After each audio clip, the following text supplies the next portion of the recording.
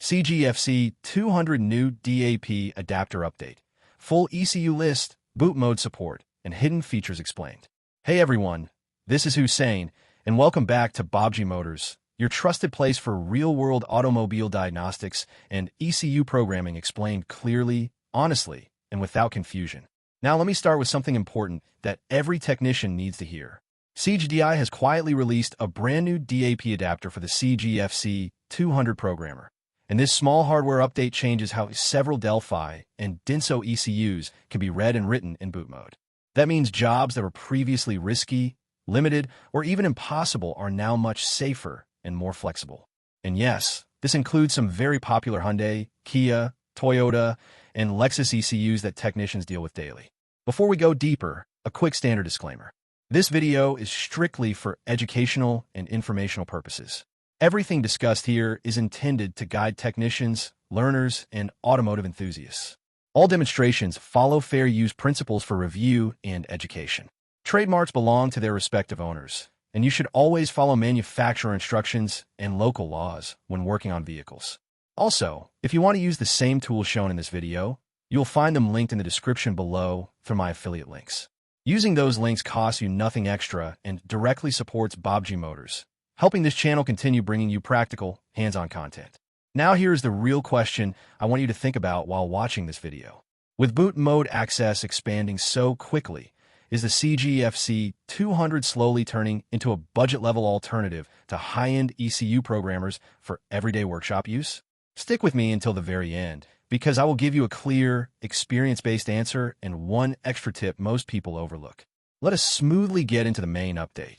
CGDI now requires CG FC200 software version 1.3.3.0 or newer to use the DAP adapter.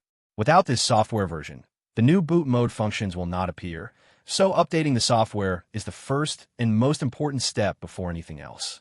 With the DAP adapter connected, the CG FC200 can now directly read and write specific Delphi and Denso ECUs through boot mode. This significantly improves success rates during ECU recovery, cloning, and Immobilizer-related work. Starting with Hyundai, Kia, Isuzu, and Leland vehicles, the newly supported ECU is the Delphi DCM 7.1 AP.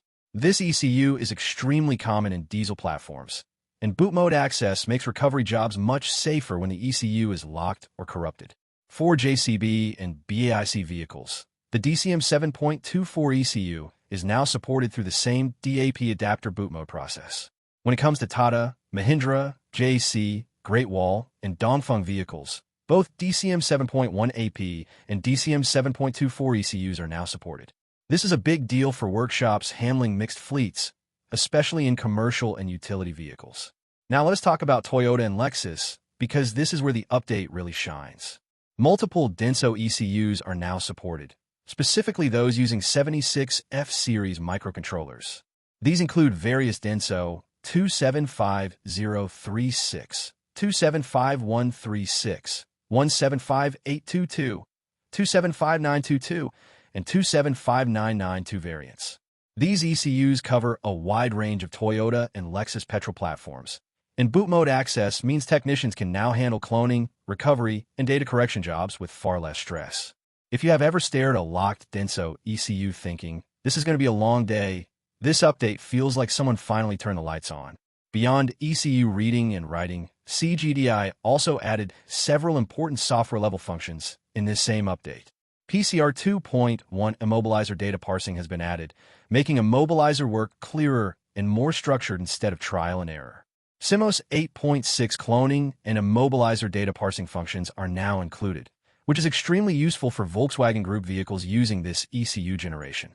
Hyundai and Kia boot mode ECU support has expanded further with the addition of SMK 41, SMK 42, SMK 43 automatic transmission, SMK 43 manual transmission, and SGMK 62 ECUs. These are very common in modern Hyundai and Kia petrol vehicles, so this update directly impacts daily workshop jobs. CGDI also added a fix for the well-known issue where 3 readiness monitors remain not ready on MED 17.5.21 ECUs. Anyone who has struggled with emissions readiness after ECU work knows how valuable this fix is. On top of that, VIN modification and the same 3 monitors not ready fix have been added for MG 7.9.8 ECUs, which is especially helpful for repair and replacement scenarios. At this point, it is worth saying this clearly. The DAP adapter does not magically make everything automatic. You still need proper ECU removal, correct pin connections, and careful handling. One wrong connection can still turn a simple job into a very expensive learning experience. Let us just say ECUs do not forgive mistakes, even if the software does. Now coming back to the big question from the beginning, is the CG FC200 becoming a serious workshop-level ECU tool? My honest opinion is yes, but with context. With the DAP adapter, boot mode access, expanding Denso and Delphi support, and improved Immobilizer and cloning functions, the CG FC200 is no longer just an entry-level programmer. It is becoming a strong mid-level solution for technicians who want real capability without investing in ultra-premium tools. Here is a useful tip before we wrap up.